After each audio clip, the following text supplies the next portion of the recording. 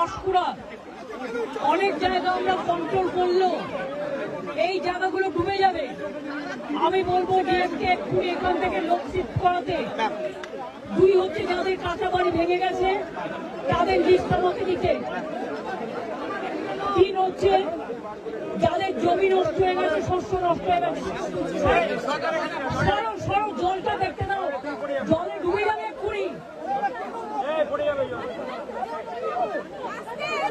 কৃষি জমি যাদের আছে বা শস্য আছে তারা চিন্তা করবেন না, তারা শস্য বীমার টাকা পাবেন, শস্য বীমার টাকা। আপনারা যতদিন বাড়ি ফিরতে না পারবেন সরকার রিলিফ দেবে, আপনাদের যা সাহায্য করার করবে। এটা ঝাড়খণ্ড জল ছেড়েছে এবং ডিবিসি কেন্দ্রীয় সরকারের সংস্থা আমার মনে হচ্ছে 4 লাখ কিউসেককে ছাড়িয়ে গেছে, যা কোনোদিন জীবনে হয়নি। কারণ আমরা 5 লক্ষ পুকুর কেটেছি, আমরা 500 কোটি টাকার চেক ড্যাম করেছি, আমরা গোপালেশ্বর কেলেঙ্গাই প্রোগ্রামের মধ্যে দিয়ে অনেক এলাকাকে সেভ করেছি। ঘাটাল মাস্টারঘাট প্ল্যান যেটা পড়ে আছে 10 বছর ধরে, সেটাও আমরা ডিপিআর তৈরি করছি, আগামী 2 বছরের মধ্যে করে দেব। কিন্তু তা সত্ত্বেও যদি এই রেটে জল ছাড়ে, আর ডিবিসির জল ধারণ ক্ষমতা এখন মাত্র 36% এসছে, কেন কেন্দ্রীয় সরকার ডিবিসি ড্রেজিং করবে না, ডিসিলট্রেশন করবে না? ডিবিসির জলে কেন বাংলা ডুববে আমি জানতে চাই, আমরা কৈফিয়ত চাই।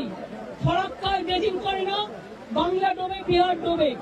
আর ডিবিসি ড্রেজিং করে না, বাংলা ডোবে, বাংলায় জল ছেড়ে দিয়ে ঝাড়খণ্ডকে সেফ রাখে। আর দক্ষিণবঙ্গ ডুবছে ডিবিসির জলে, এবং আমি যা শুনেছি কাল রাতে জলের ওপর আবার জল ছেড়েছে।